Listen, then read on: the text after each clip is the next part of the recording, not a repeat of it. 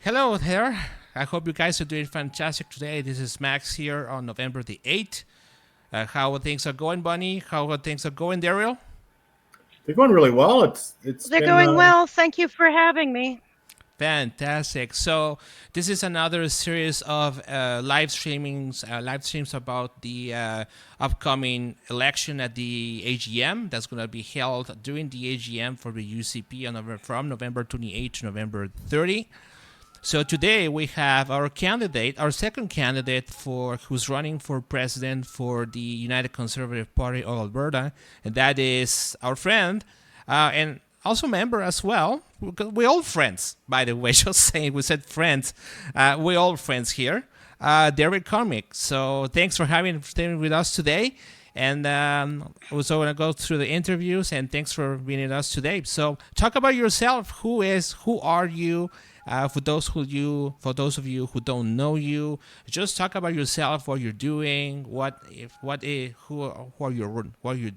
are you sure. doing, where you live, Yeah, thanks, those Max things. and Bonnie. It's nice to be with you today, and I really appreciate the opportunity to speak to people about conservative values. That's the sort of thing that I get to talk about that every day. My wife and I, we own a small business in Calgary called the Fresh and Mm-hmm. Local Market and Kitchens. It's a very Uh huh. interactive place. We support 40 small businesses plus 275 local producers and food artisans, and it's something that we have worked with in various forms for 8 years. So we're very proud of our work, and we're very proud that we're able to support food sustainability and security here in Alberta. It's a big part of what we do every day. I'm very involved in the UCP. I'm the president of Calgary Lougheed. Have been there for 3 years, and it's been a very dynamic time for us. We started from ground zero. That was Jason Kenney's old riding, and Oh. we took it over. And Eric Bouchard is our MLA. Eric's a great supporter of conservative values. He's principal conservative, and we're very happy to be engaged with him. Uh, Throughout, I mean, my team in Calgary Lougheed, I mean, we've been very active. We've produced a lot of town halls. In fact, Mm-hmm. our very first town hall that we ever did was the Cowtown Showdown, and after that, we had a series of them, or have a series of them. We did Let Kids Be Kids, which was about all this child pornography in schools. We did that a long time ago. We brought that to the attention of the government. Mm-hmm. And it was also about parental rights and transgender. We did Mm-hmm. one on a better deal by billions. We talked about the benefits of an Alberta pension and how that framework would work in Alberta. It was a very constructive conversation. We Yep. did an injection of truth. Certainly, we had a lot of questions on injection of truth. We were trying to understand, provide us information about the COVID vaccines and their impact on Albertans and what that might look like in the long term. We've done two of those, and our most recent event, the Courage to Listen, which Yep. was to develop a framework for a sovereign Alberta within a united Canada.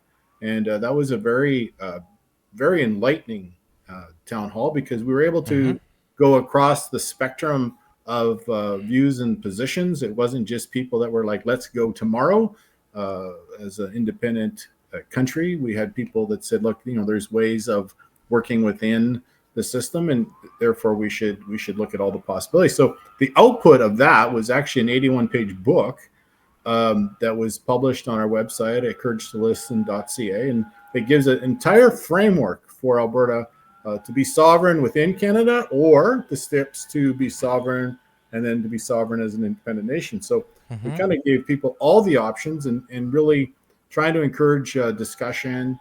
And that's one of our slogans in Lougheed, is that we say that we win elections one conversation at a time. So that's not unlike today. I'm just trying to walk the talk and do the same thing that we would do. And also, I just came across this website. This is your campaign website. This Yeah. is currently from your website right now. So I want to take a look at this. Alberta First for your voice through the government. And there you are, the ChatGPT version of Darrell. Yeah, that's funny. I think they're just playing off the whole comic book thing, and Yeah. it's No, a Ah, very very good. entertaining kind of yeah. It's a tongue in cheek thing, and if you click on the part that says "Meet Darrell" up there, you'll actually see my real face. So yeah. there's a little place where we have the theme song there. You can click on. This is at komick.org, komick.org. You can go there. click on the theme song, and on the second page, Meet Darrell, is we really get into the nuts and bolts. We get into values.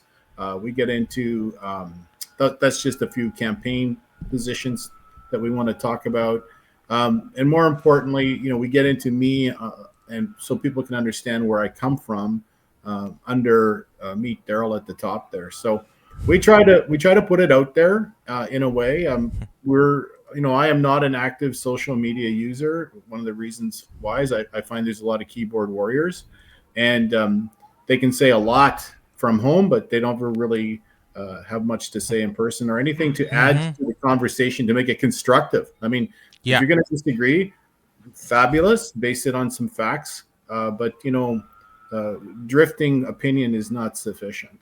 Yeah, absolutely. And that's kind of like the reasons why people go to attend to the AGM is because that's kind of drops the line between punching characters on the keyboard versus going to actually engage into a real world situation, which is awesome. I hope and I urge and I encourage everybody to go to the AGM in this upcoming election, and also because it's a good networking opportunity. So that's fantastic.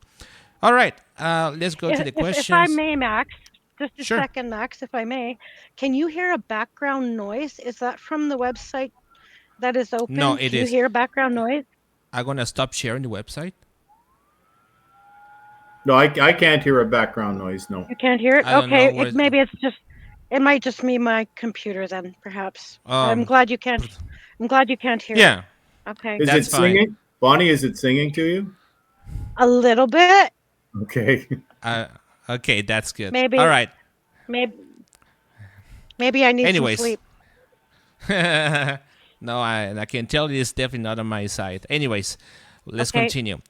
As a candidate who have a website, social media accounts, we're going through that.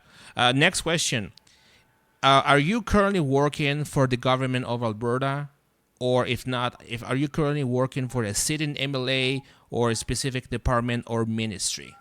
No, I am not. You're not? Fantastic. Next question. Explain why you're running as a president for the UCP. What stands out of the competition?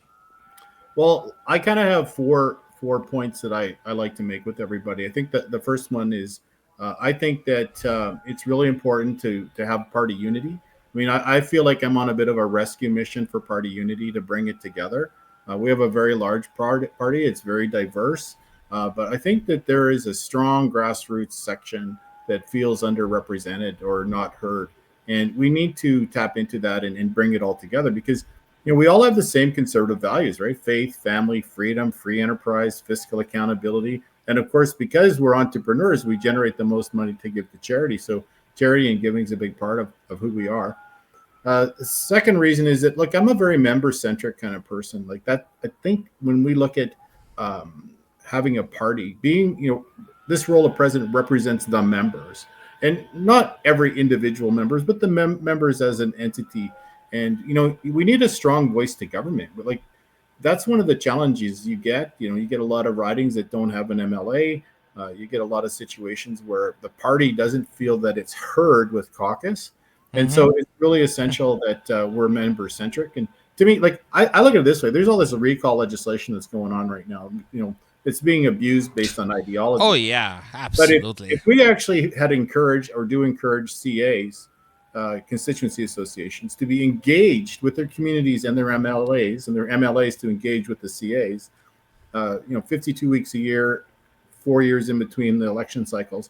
I think what you'd find is you'd have good defense against this kind of ideological stupidity that's is going on right now. Yeah. But where there's a disconnect, or where people feel that there's dome disease, then it leaves the MLA vulnerable, and it's really difficult to build trust between your CA and your MLA, just in a crisis. And so I Mm-hmm. think that's super, and that's part of member centric, is that that we could help protect MLAs better. And I think that really starts with that relationship between the MLA and their boards, the MLA and the constituencies. I mean, here at Calgary Lougheed, we door knock every second week. Like every Mm-hmm. second Saturday, we go out door knocking and we learn our community. We show up at events. We're engaged with them. So we're very, very active. We're probably one of the top 5 active CAs in between elections, and that's proving to be the right way of going. I Oh, think that's the That is fantastic. incredible. That's yeah. very So impressive. the third part I think that's important is I'm an Alberta first person, and I'm happy to define what that means. I mean, I think that we need to take care of ourselves here in Alberta before everyone else. I do feel that we are not heard federally. I do feel that we do give a lot of money to the federal government and not get our fair share in return. And this isn't a problem that just happened in the last 3, 5, or 10 years. This has been an ongoing challenge for a long time. And you only have to look at the Supreme Court. They just ruled 5-4. 5-4 that there shouldn't be minimum penalties for people convicted of child pornography. Like, how pathetic is that? So we need to look at Alberta. We need to understand that that's why the notwithstanding clause section 33 exists, is that Alberta needs to protect itself. And if we don't put Alberta first, then we won't have the opportunities and the wealth that we can generate because we have the resources to support the people that are here. So I put Alberta first. It's important to me, and I think it's important to our party that it's be Alberta first. The fourth point, I think, is election readiness is essential to winning these That campaigns. is actually one of our questions. We can talk later on, but we can touch base on election. Basically, one of the questions that we have about election readiness is about what's going to happen with the. One of the questions about the city levels, but we can talk to that. But you can Sure, expand on that. Yeah, sure. but I guess to me that's number 4 on my priority list of what's important, and because election readiness is essential. I've been on the UCP election readiness committee. That was a review of the last election. We came up with a very detailed report, which was widely distributed internally to boards and such with recommendations. And a big part of that is being engaged again with your community all the time, not just 6 months before the election, not just a fundraising event and then you're into an election campaign. So we need to look at this as demonstrating conservative values day in, day out to the communities that we live in, and that's essential. And if we're not doing that, then we're not doing our jobs as CAs. Mm-hmm. And the party itself doesn't really just represent a political entity. What we represent is we represent values, and these values are very important to articulate. And I find that incredibly important. I mean, look at we wrote some amazing tens of thousands of hours of spent writing policy, right? Like we've boiled it down from 850 policies through various ways of elimination, voting, and now we're down to the top 35 policies. And I'm pretty excited about these policies that are coming forward because that is very much how governments run. They run based on policy. And Mm-hmm. therefore, when you have good policies as a party, those policies can be articulated and we can advocate for them, which we do in Lougheed. We don't write a policy that we're not willing to do a town hall about. Mm-hmm. Like, we're happy to educate our members. We're happy to educate the public. And you gotta do both. You can't just think it's going to collect dust in a line in a Mm-hmm. book and pray. I mean, faith is a big part of what we do, but we are the hands of God and we are that light. So we need to get out there and we need to do our part in order to move things along. Oh, that's good. Um, Next question. If elected, please give 3 things that you like to work on day one. And I want to be specific on that one about what would you do specifically with the subsequent boards? Like, what would you do with VP of Communications, VP of Fundraising, give more tools, focus on strategy, anything that is specific to the party itself at the structural level? What are the things that you can work from day one? Well, team building is a big part of the role of the president. I mean, the president only is as good as the people that are doing the tasks that are represented on the board. I don't see the job of the president as in filling in the gaps. That isn't the president's job. The president's job is to ensure that there's form and structure, and Mm-hmm. that we have the very best information available, and that we actually have a plan, like a strategic plan to move forward. And I in Lougheed, we have a strategic plan for our CA. And Mm-hmm. I think that lacks. I think that the strategic plan in between elections lacks. I think That plan ultimately becomes something called election readiness, election in a box, however you want to do it. So that becomes a priority. And so then, who is our election readiness vice president? Is that the vice president of communications? I'm not really sure.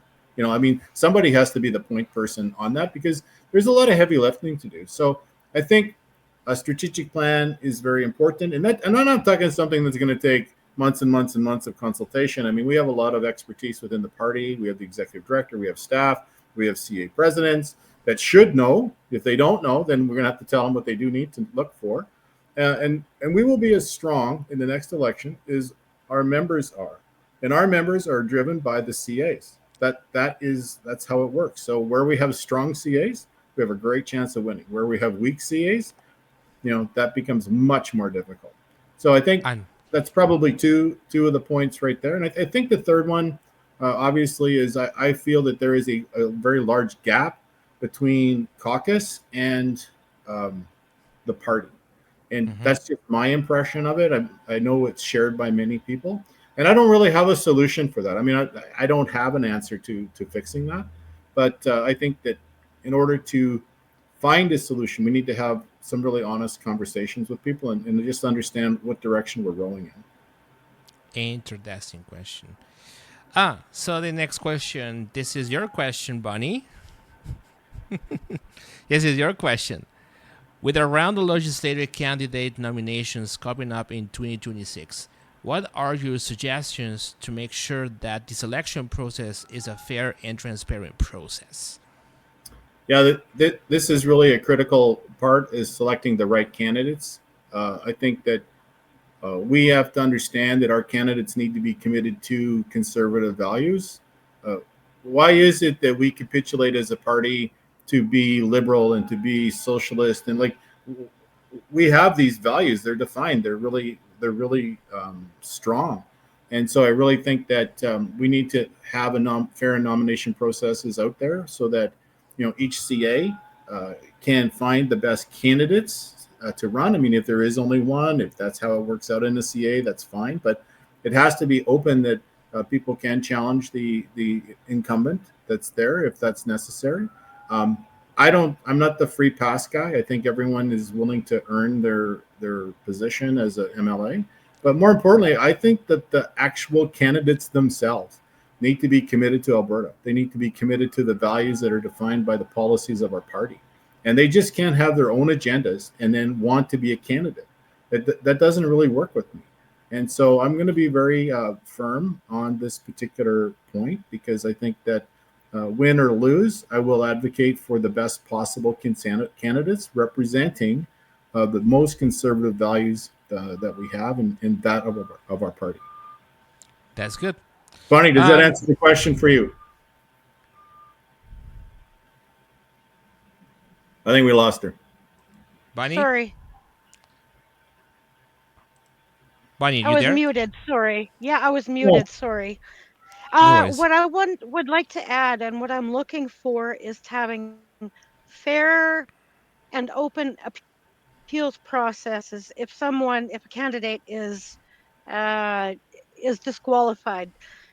This business of someone being disqualified for liking a Gab post or and then not being told about it, not having the courtesy of being told what disqualified them, even if the members don't know that, we need to have transparency. And I don't want to see funny business. We had at least 3 good candidates that I know of get disqualified over trivial matters, and that's not fair. Last time. Bonnie, And I agree. I just don't want to see that again. I agree 100% with you. And we had a candidate, Eric, and we sometimes the biggest competition is within our own party. It's not because ideologically that's where the competition lies. And we had challenges in and of ourselves, but we had to deal with that and move on. We were new to the process, so we didn't know. But I agree 100% with you in this transparency, at least to the candidate. And social media is a very dangerous situation and tool. We have to understand that we're free thinking people. We're conservatives, right? So we encourage free thinking. We encourage speaking up in situations where we feel is important to ourselves. That's a freedom of speech. I mean, I understand the issues of abusive speech. I understand where people go over the line, and that line sometimes is gray, Hmm. but we have to talk about it. But you know what? Disqualifying candidates because they have an opinion, and that opinion was posted 3 years ago on social media. I just don't believe it, and I think that as our campaign team needs to say, yeah, that was said.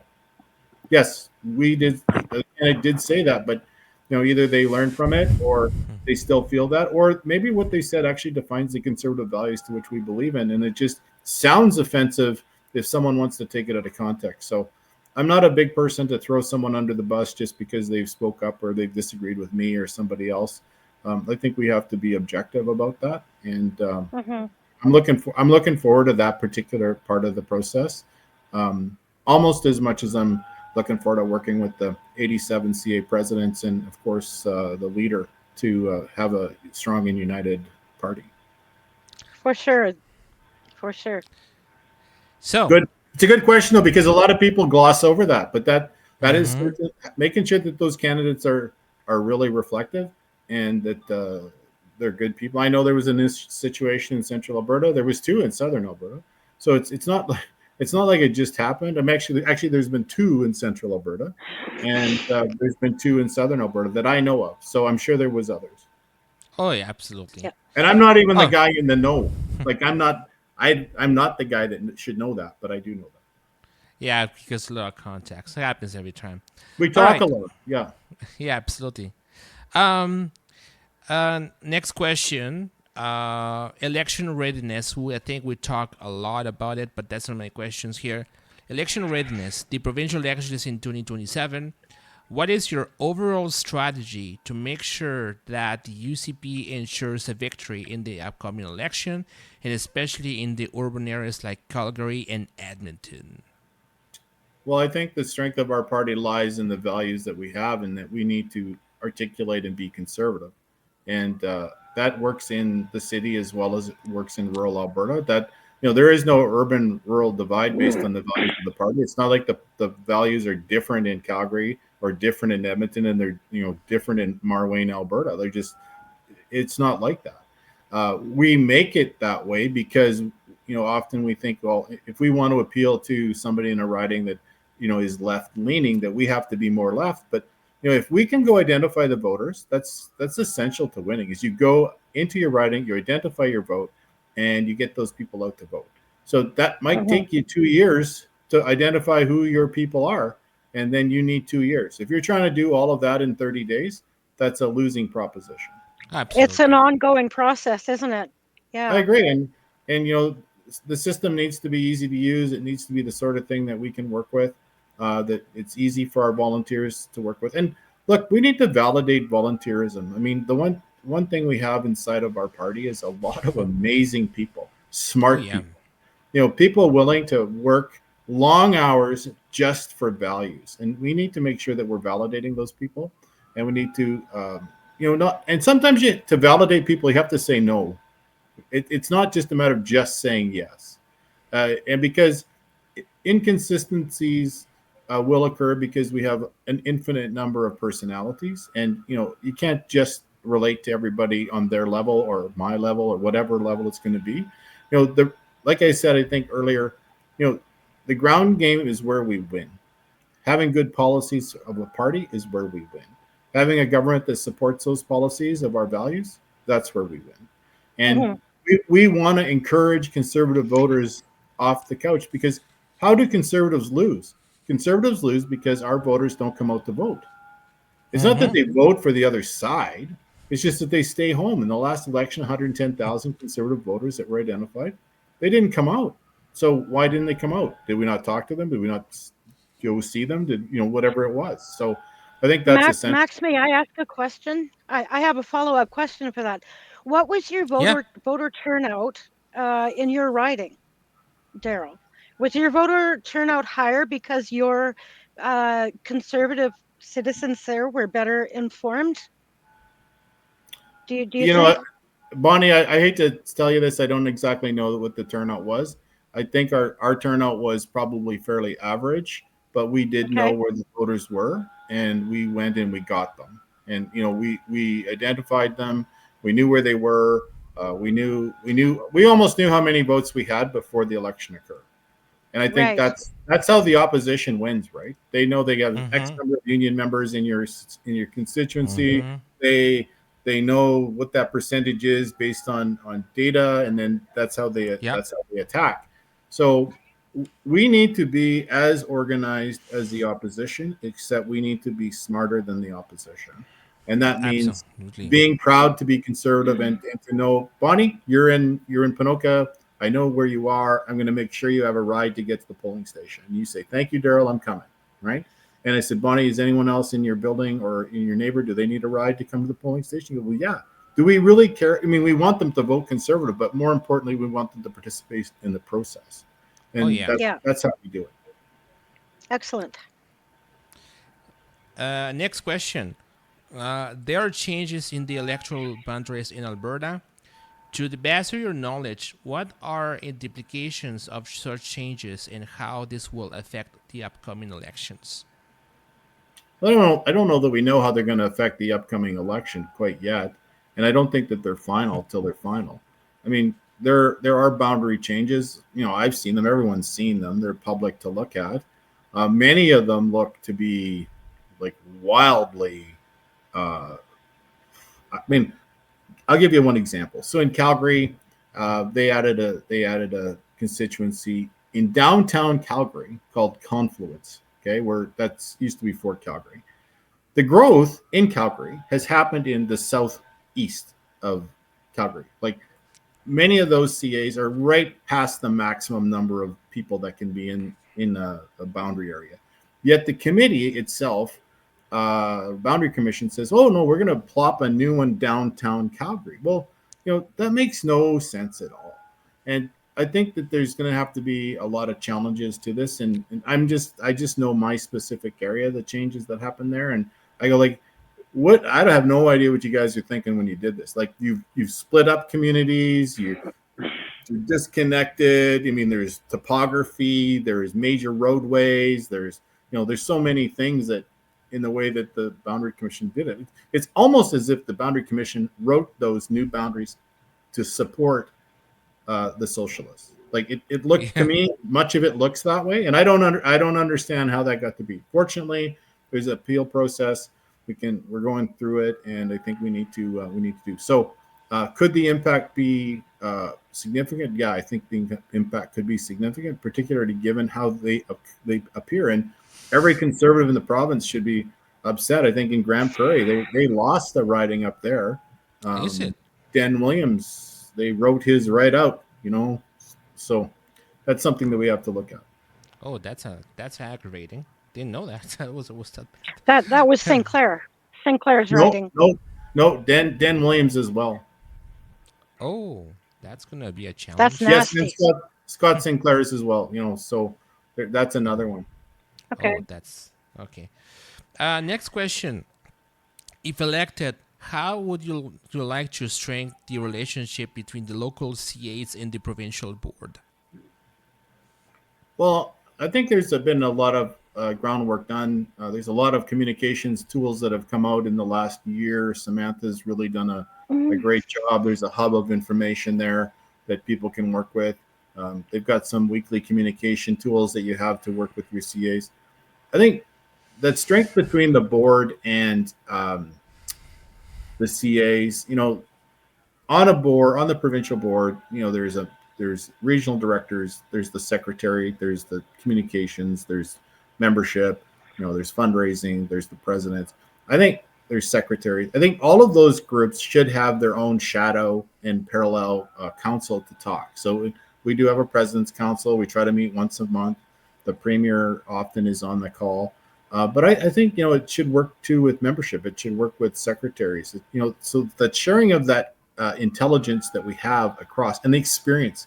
We have some very junior people that make their way to the top, and we have some seasoned veterans that have been there a long time. So there's a lot of mentoring that could occur that way. And Mm-hmm. I think we should also encourage that crossover of discussion.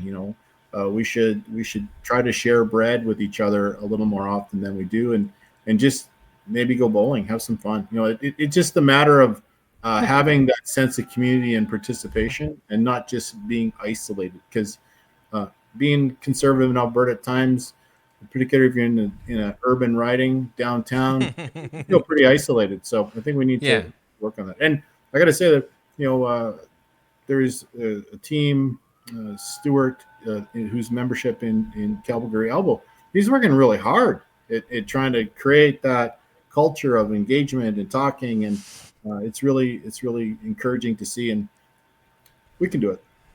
Oh, that's definitely good. And the last question that everyone's asking, I keep it to for the very, very, very, very, very end about the independent stuff, right?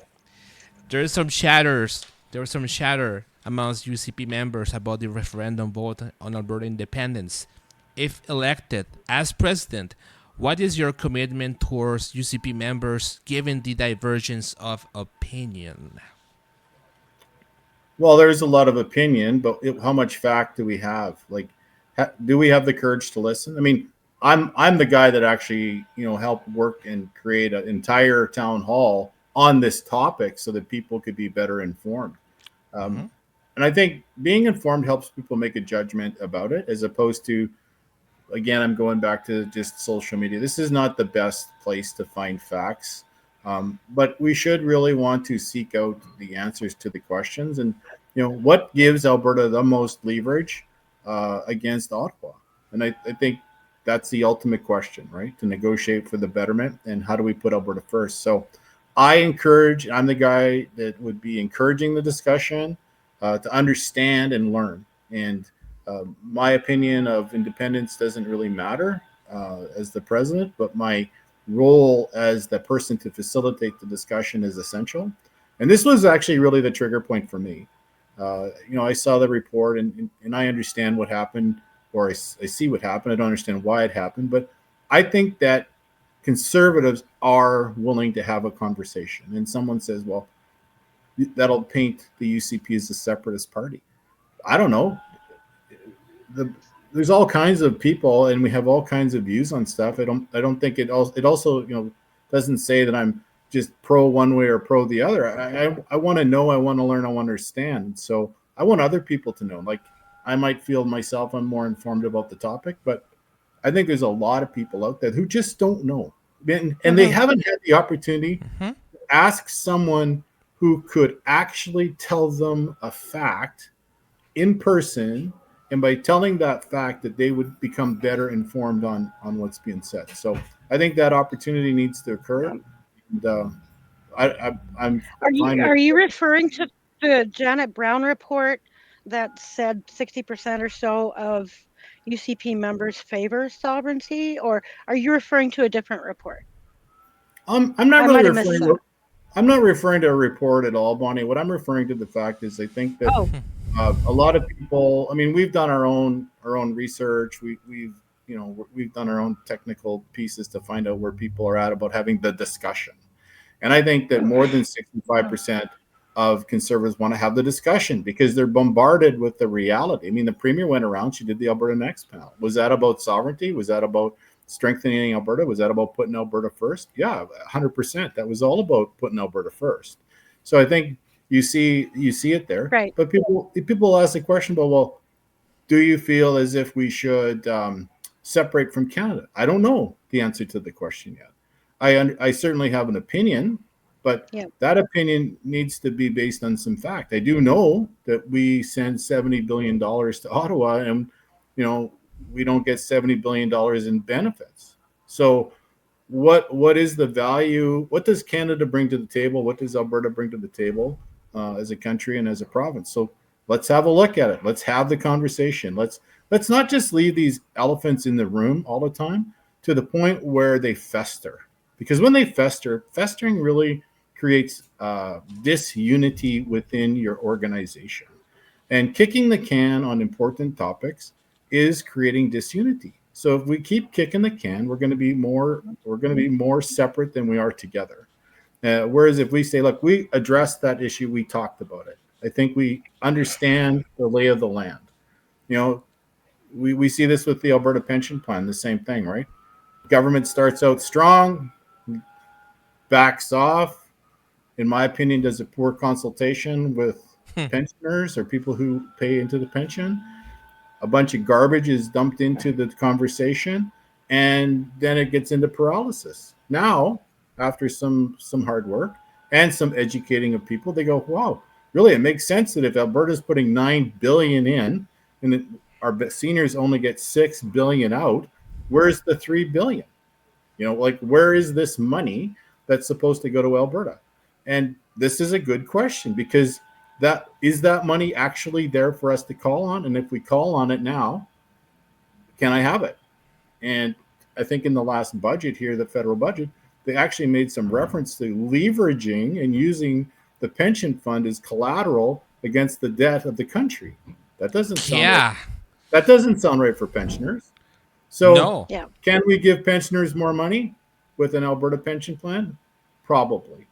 You know, is it realistic for us to support our pensioners first? 100%. Should we have said, look, as a pensioner, if we actually were controlling that money, that we would be able to give you more money? We should have just said that. But a lot of people don't realize that pension is really three parts, too, right? Mhm. CPP is 1/3 of what many pensioners get. There's old age security and there's income supplement. That's the rest of the story. But rather than saying, hey, look, here's the three parts. These two parts are the responsibility of the federal government. This particular part is shared. They're all social programs. I mean, if we didn't put money in, there wouldn't be enough money for seniors to get money out. So to me, that sounds like there's a problem there. And you got an unfunded liability of 1.4 trillion dollars, and you got 600 billion, Mhm. whatever that number is. That's how much money you got in the fund, but you still have 1.4 trillion in obligations. So again, let's have the talk. Let's get some real facts. Let's not use fear. Let's use let's use some Reason. strong discussion about it and show people what their real options are. Hmm. I like Which that. Absolutely. I somehow I got also to agree. somehow I We get. need collaboration. Absolutely. Absolutely. Any closing remarks? I really would appreciate people to vote for me for president of the UCP. I really believe that my way is not the only way, but Hmm. what we will see is my way is different. I think that a lot of good work has been done, but I think that there's areas that I can do better, and I can add to building upon what has been done in a way that is well, put it this way: I love my dog. Okay, I love Susie's my dog. I love her. My wife, my dog. Like they're essential to me, my family. But if I was a dog, I would be a German Shepherd. Okay, that is the dog that I am. I'm a little more on point. I'm a little bit more assertive. I'm just a little bit more. Let's get this done. And I think that's essential. And people need to understand that I'm not a wallflower. I'm the kind of person that you know doesn't really take no for an answer, and I'm not one that's going to just kick the can and hope that something happens. Maybe sometime in the future. We like to manifest results in the near term because time is what we don't have. I mean, Yeah. we haven't talked about digital ID. We haven't talked about what happens if we have digital money in the country. What impact that is that going to have on sovereignty of the self? We haven't even gone there. But these are all things that we need to be well informed in advance so that we either understand how to work with them or how to protect the sovereignty of the self. So I hope that people will understand where I'm coming from and that they'll vote for me at the AGM. Sounds good. Any closing remarks, Bonnie, before we start recording? Just a thought that I had. The constituency associations are the front lines of Alberta politics, and so Mm-hmm. I look forward to hearing more about your ideas, Darrell, translating to how the CAs can use your ideas um, in the election readiness, in the communicating. Each CA is an island right now, and we need someone who can tie it all together. Yeah, thanks, Bonnie. I think I And can do that so because I appreciate it. appreciate that. I think Bonnie, to your point, in Calgary Lockheed, we've tried to demonstrate since the election what that form and shape looks like. We have engagement on multiple levels in our community, and you need to like this is the beauty of rural communities. Rural communities tend to have more; they're a little more homogeneous. People think that the urban community is easier because you Hmm. can go knock on doors and they're in a sequence. But the urban communities are much more heterogeneous. There's just so much more options available there for people to do and to have interests, and so it's much more challenging. So we need to be engaged all the time, and we need to ensure that we care, show people that we care, and that we're willing to get out there and do the work. And doing the work means knocking on doors, identifying your voters, engaging your community, and certainly Calgary Lougheed. There's some really good examples of how to do it, whether it's urban or rural, and we're happy to show people exactly how we do it. Because with basically 2 years till the next election, I think we can do a really good job bringing people up to speed. Mm-hmm. Excellent. It's been a pleasure. Thank you Well, both, Ronnie. I look forward to seeing you. Max, I'll see yeah. you on Monday as well. Absolutely. I will absolutely. I will live stream the event. I will not be there, unfortunately, because of other commitments. But looking forward to see you at the AGM. That's going to be fantastic, and see you there. It's going to be a good networking opportunity. And thank you very much for your time there. And we'll see you there. And hope for the best success on your campaign. Thank you so much. Awesome.